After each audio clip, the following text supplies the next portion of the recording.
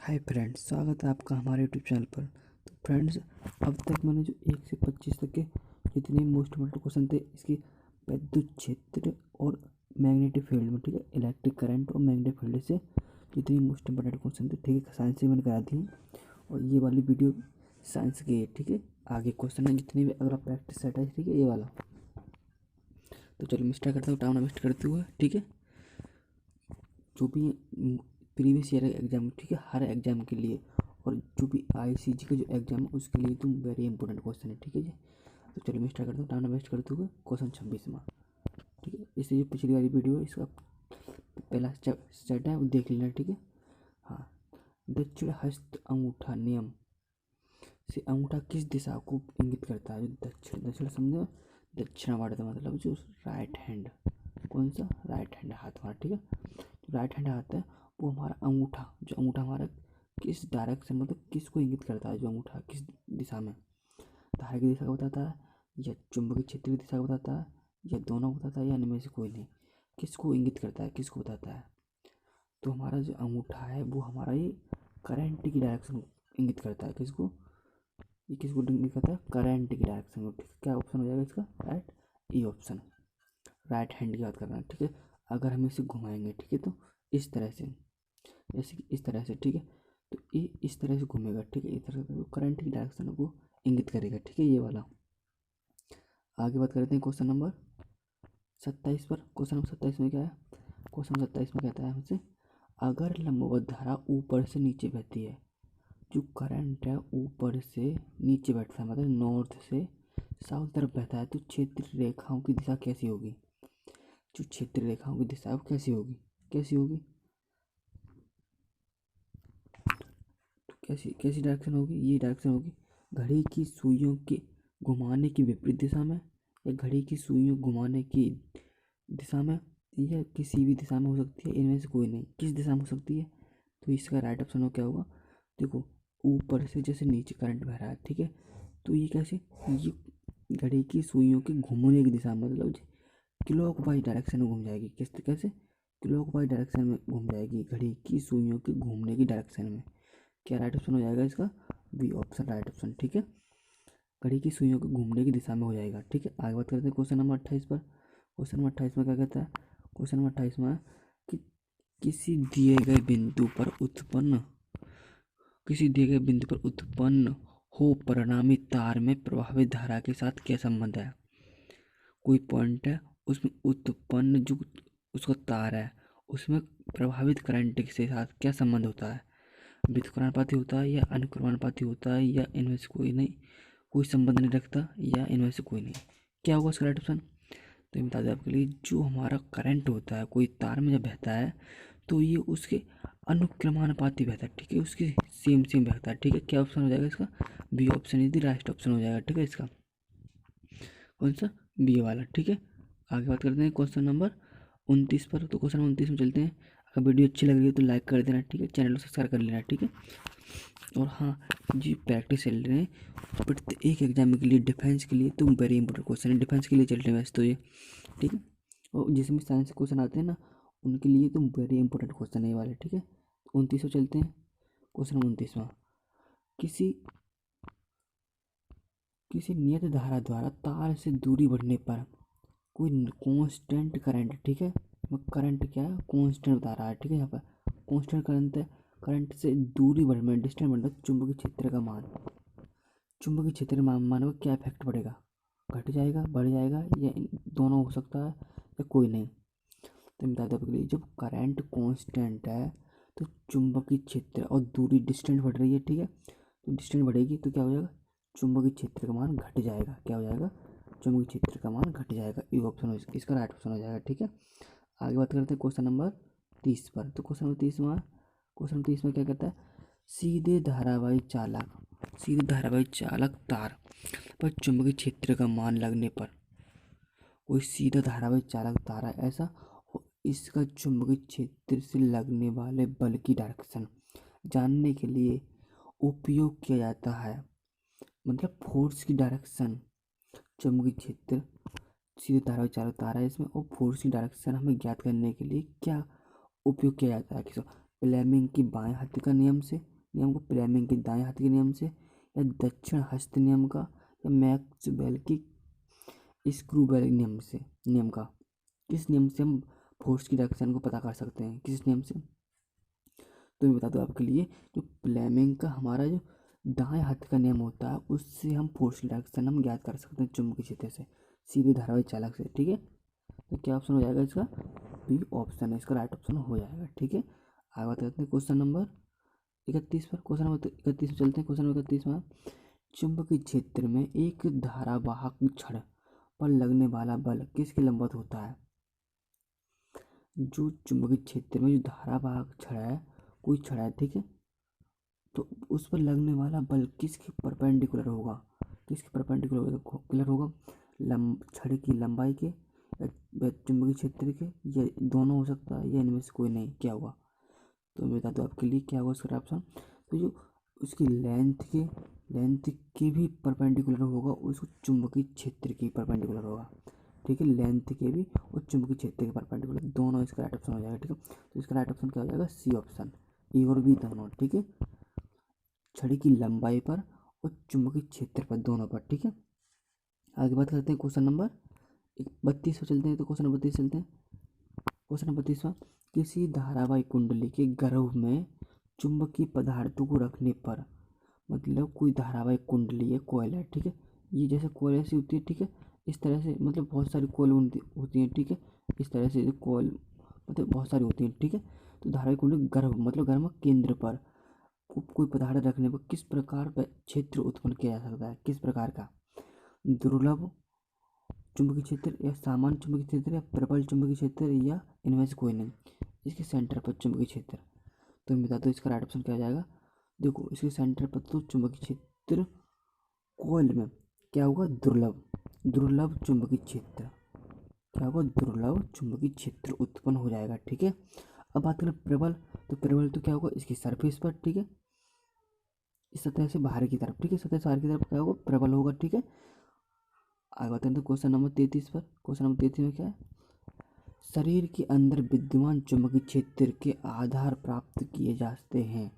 तो शरीर के अंदर चुंबकीय क्षेत्र के आधार प्राप्त किया जाता है विभिन्न अंगों के प्रतिबिंब से, विभिन्न अंगों के रोग से, हृदय की गति से, या इनमें से कोई नहीं? तो कैसे चुंबकीय क्षेत्र के जो आधार है कैसे प्राप्त किए जा सकते हैं? तो मैं बता दूं आपके लिए क्या होगा इसका राइट ऑप्शन। इसका राइट ऑप्शन होगा ए ऑप्शन, विभिन्न अंगों के प्रतिबिंब से। जो विभिन्न अंग हमारे उनके प्रतिबिंब इमेज से, ठीक, पता चल जाएगा चुंबकीय क्षेत्र के आधार का। ठीक है, आगे बात करते हैं क्वेश्चन नंबर 34 पर। क्वेश्चन नंबर 34 चलते हैं। तो क्वेश्चन 34 में क्या है? हमारे शरीर में तंत्रिका कोशिकाओं में बहने वाली अत्यंत दुर्लभ आयतन धाराएं उत्पन्न होती हैं। जो अत्यंत दुर्लभ आयतन धाराएं वो उत्पन्न होती हैं। ठीक है, हमारी तंत्रिका कोशिका जो भी, ठीक है, कैसी होती हैं? विद्युतीय क्षेत्रीय, ये चुंबकीय क्षेत्र जैसी, या दोनों हो सकता है, या इनमें से कोई नहीं? तो क्या होगा? जो हमारी तंत्रिका कोशिका जो होती हैं उनमें बहने वाली अत्यंत दुर्बल आयन धारा, जो उसमें आयन धाराएं वो कैसी होती है? वो होती है चुंबकीय क्षेत्र। कैसी होती है? चुंबकीय क्षेत्र की। ठीक है, आगे बता देते हैं क्वेश्चन नंबर 35 पे। क्वेश्चन नंबर 35 चलते हैं। क्वेश्चन नंबर 35 में क्या है? तो क्वेश्चन नंबर 35 में क्या कहता है? ये कहता है क्वेश्चन नंबर 35 में, तो क्या कहता है क्वेश्चन नंबर 35 में? क्वेश्चन नंबर 35 में बोलता है कि किसी चुंबक के चारों ओर का क्षेत्र, कोई चुंबक है उसके चारों ओर का क्षेत्र अट्रैक्शन और प्रतिकर्षण, मतलब आकर्षण और प्रतिकर्षण बलों के प्रभाव का अनुभव करता है।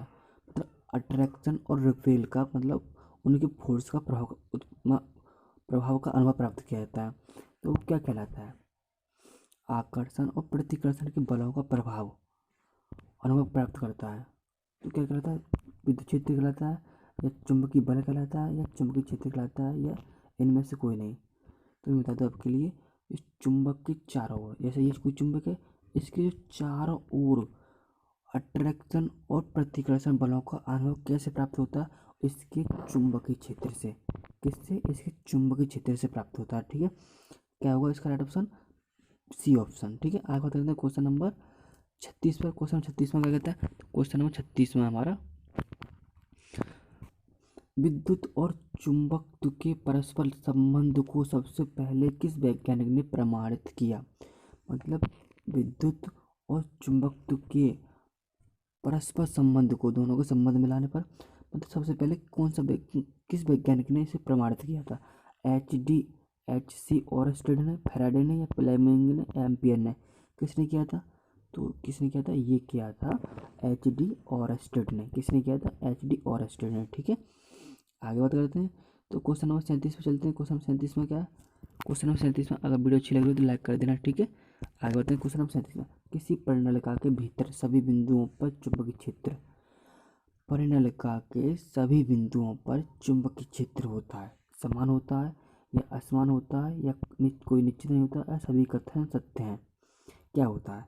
तो मैं बता दूँ, परिनलिका के सभी बिंदुओं पर, परिनलिका पता कैसी होती है? तो इस तरह से परिनलिका होती है। ठीक है, ये परिनलिका ये है। ठीक है, इसके चारों ओर मतलब तार मिले होते हैं। ठीक है, तार, इसी मतलब यहाँ से करंट बह रहा है। ठीक है, इलेक्ट्रिक फील्ड, चुंबकीय क्षेत्र पूछा है, तो सभी बिंदुओं में क्या होता है? समान होता है। ठीक है, क्या होता है? समान होता है।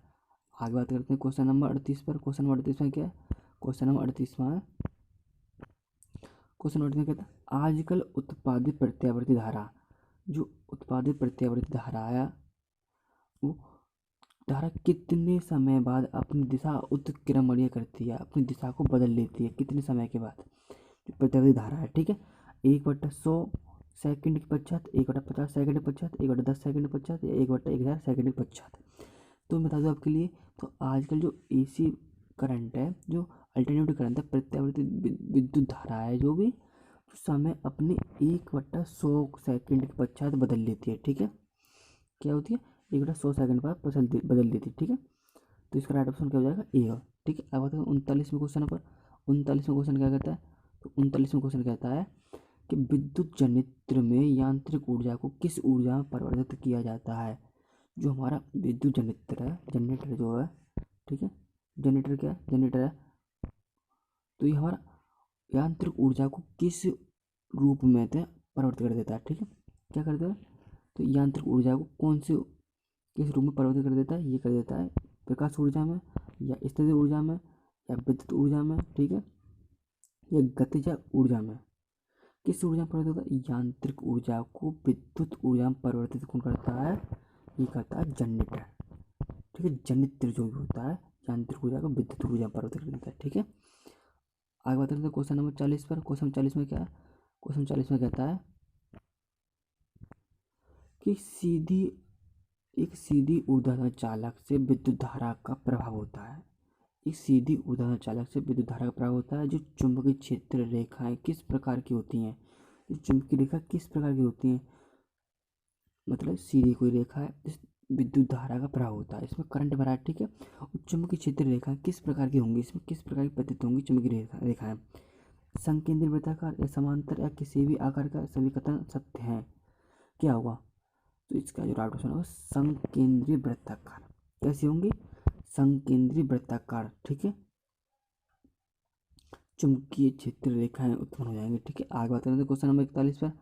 क्वेश्चन नंबर 41 में क्या कहता है? क्वेश्चन नंबर 41 में हमारा, फ्लेमिंग के दाएं हथेली के नियम से पता किया जा सकता है। जो फ्लेमिंग का जो दाएं हाथ की हथेली है, इसे क्या पता कर देते हैं हम? धारावाही तार पर चुंबकीय क्षेत्र से लगने वाले बल की दिशा, या प्रेरित धारा की दिशा, या सीधे धारावाही तार से पैदा चुंबकीय क्षेत्र की दिशा, या कोई नहीं। जो फ्लेमिंग का जो दाएं हाथ का नियम है, उसमें जो हथेली है हमारी, उससे हम क्या डिफाइन करते हैं? तो उससे हम पता कर सकते हैं,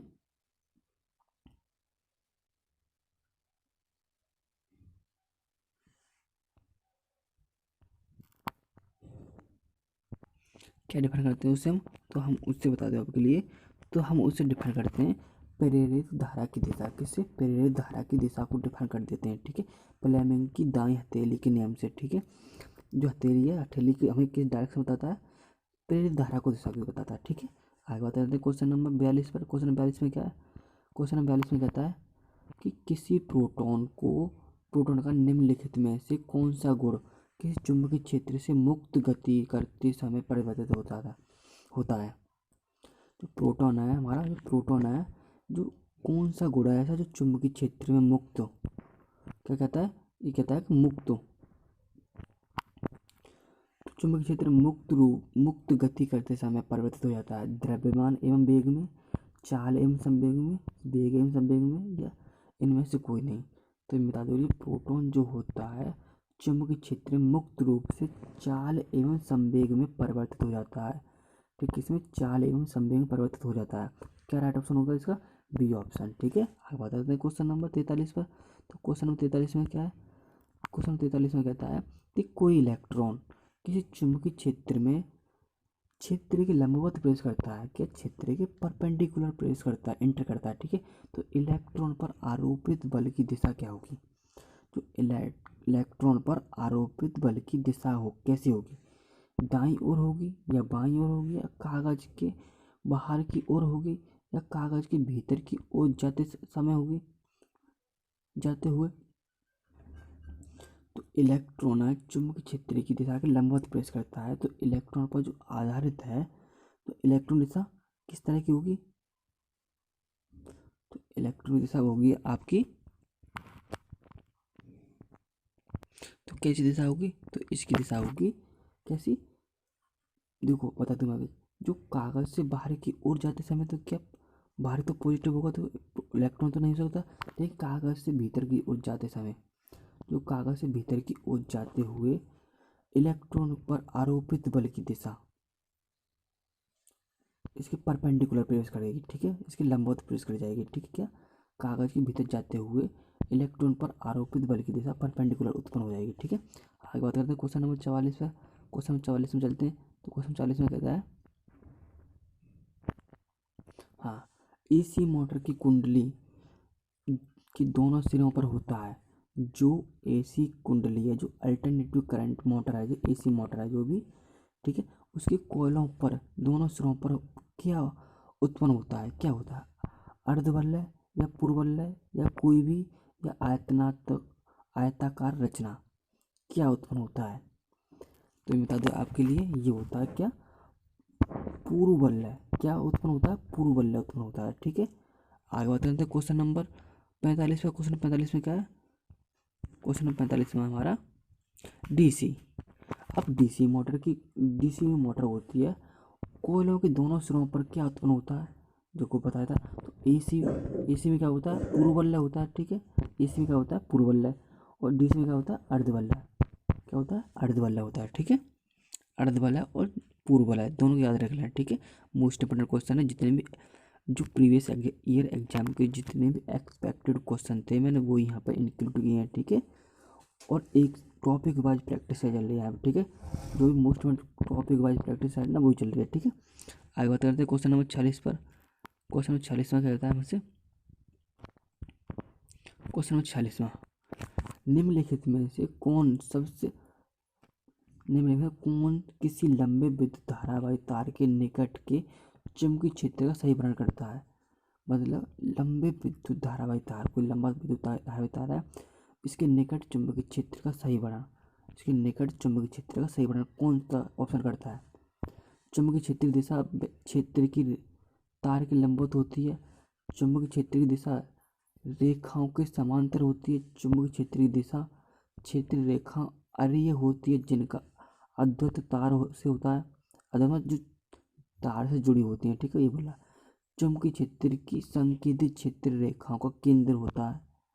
तो क्या होगा सर आपका? तो बता दो, जो लंबा धारावाही चालक तार है, जो लंबा धारावाही चालक तार है, उसमें चुंबकीय क्षेत्र ये किस दिशा में होगा? ये चुंबकीय क्षेत्र की तार के लंबवत या परपेंडिकुलर। ठीक है, चुंबकीय क्षेत्र की क्षेत्र रेखाओं तार के लंबवत होंगी। ठीक है, परपेंडिकुलर हो जाएंगी। आगे आता है क्वेश्चन नंबर 47 पर। क्वेश्चन 47 में क्या कहता है? तो क्वेश्चन 47 में है कि बेलन की आकृति में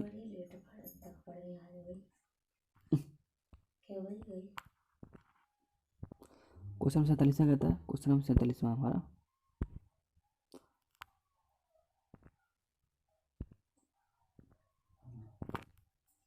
तो क्वेश्चन 47 बेलन की आकृति में लिपटते तार के अनेक वृत्ताकार फेरों की कुंडली को क्या कहते हैं?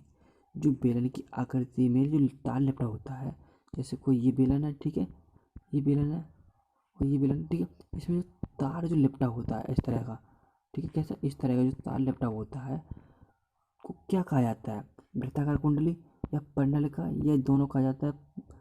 जब वृत्ताकार कुंडली कह सकते हैं या पर्णलिका बोल सकते हैं, ठीक है, या फिर इनमें से कोई नहीं। क्या होगा तो ये बता दो के लिए, जो इस तरह की जो कुंडली जो होती है उससे हम क्या बोलते हैं, पर्णलिका। क्या बोलते हैं, पर्णलिका बोलते हैं, ठीक है, पर्णलिका बोल देते हैं। आगे बताते हैं क्वेश्चन नंबर 48 पर। क्वेश्चन नंबर 48 में क्या कहता है हमसे, तो क्वेश्चन नंबर 48 में है हमारा, चुंबकीय क्षेत्रीय तीव्रता का मात्रक।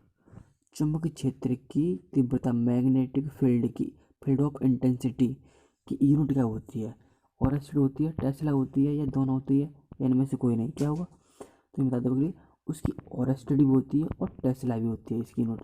चुंबकीय क्षेत्र की तीव्रता की यूनिट, ठीक है।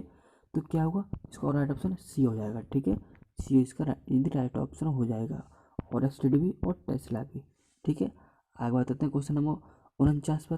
क्वेश्चन 49 में कहता है हमसे कि क्वेश्चन, विद्युत जनित्र गतिमान चुंबकों के किस प्रभाव पर आधारित है। जो हमारा जो चुंबक के किस प्रभाव का आधारित, मतलब जनित्र है, विद्युत जनित्र उस चुंबक के किस प्रकार प्रभाव पर आधारित है, विद्युतीय, चुंबकीय, या दोनों हो सकता है, इनमें से कोई नहीं। क्या होगा, विद्युत जनित्र है वो चुंबक के जैसा विद्युतीय क्षेत्र पर आधारित होता है, ठीक है। इस पर ये सब विद्युतीय प्रभाव पर आधारित होता है, ठीक है। आगे बात करते हैं क्वेश्चन नंबर 50 पर। क्वेश्चन नंबर 50 में कहता है हमसे, चुंबक के सजातीय ध्रुवों के बीच में होता है। जो चुंबक के सजातीय ध्रुवों के बीच में होता है, क्या होता है, चुंबक की सजातीय ध्रुवों के बीच में अट्रैक्शन होता है, आकर्षण, प्रतिकर्षण, आकर्षण दोनों हो सकते हैं, या प्रतिकर्षण होता है, या इनमें से कोई नहीं। क्या होता है, चुंबक के सजातीय ध्रुव हैं उनमें क्या होता है, वो सजातीय मतलब एक समान नहीं होता, रिपेल होता है, उनमें क्या होता है, प्रतिकर्षण होता है। अगर बात करूँ सजातीय ना हो यहाँ पर, तो क्या हो जाता है, विजातीय। क्या हो जाता है यहाँ पर, विजातीय हो जाता है, ठीक है। तो विजातीय जब हो जाता है तो क्या होता है, तो इनमें अट्रैक्शन हो जाता है, ठीक है। इनमें क्या होता है, अट्रैक्शन हो जाता है, विजातीय होती है तो, ठीक है। लेकिन एक सजातीय, तो इसका राइट ऑप्शन क्या हो जाएगा, प्रतिकर्षण हो जाएगा, ठीक है। आगे बस इतने ही है, ठीक है। जितने क्वेश्चन थे मैंने करा दिए, ठीक है, सब सारे क्वेश्चन खत्म है अब कोई क्वेश्चन नहीं है। तो आज के लिए इतना ही रखूँगा, ठीक है। और वीडियो अच्छी लगे तो लाइक कर देना, ठीक है, वीडियो को, और शेयर जरूर कर देना, ठीक है। और चैनल को सब्सक्राइब कर लेना, ताकि ऐसी नई नई वीडियो के लिए आपको अब मिलती रहें, ठीक है, टाइम से जल्दी जल्दी हर डेली बेसिस पे मैं वीडियो डालता हूँ, ठीक है। दो दो वीडियो तो डाल देता हूँ, ठीक है। अभी तो एक एक डाल रहा हूँ, और नहीं थोड़ा टाइम मिलेगा तो दो दो वीडियो डेली अपलोड करूँगा, ठीक है। और top most previous year exam से ही, ठीक है, यहाँ पर क्वेश्चन लेके आ रहा हूँ। ये नहीं है कि हर एग्जाम के लिए साइंस के टॉप मोस्ट इंपोर्टेंट क्वेश्चन है, ठीक है, हर एग्जाम के। और जो ICG का जो एग्जाम आने वाला है मार्च में, वो उसके लिए तो वेरी इंपॉर्टेंट क्वेश्चन है ये वाले, ठीक है। तो मैं आज के लिए इतना ही बोलूँगा, ठीक है। Thank you.